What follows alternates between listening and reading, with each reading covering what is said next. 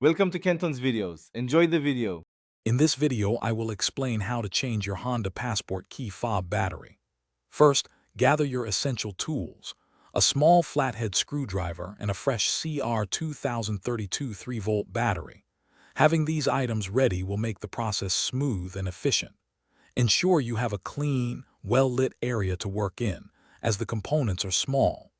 This straightforward guide will help you complete the battery replacement in just a few minutes. Now, let's open your key fob. Begin by locating the small release button, usually found on the side of the fob.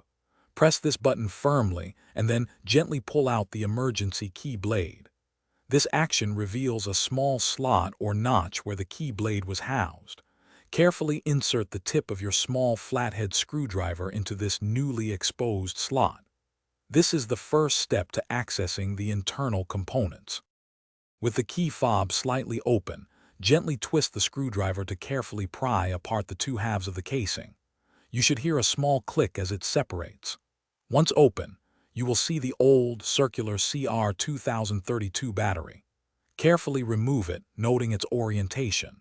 Now, take your new 3-volt CR2032 battery and insert it with the positive or plus side facing upwards, ensuring it sits securely in its compartment. Finally, let's reassemble and test your key fob. Carefully align the two halves of the key fob casing, ensuring they fit together perfectly. Gently press them firmly until you hear a click, indicating they are securely closed. Next, slide the emergency key blade back into its designated slot until it locks into place.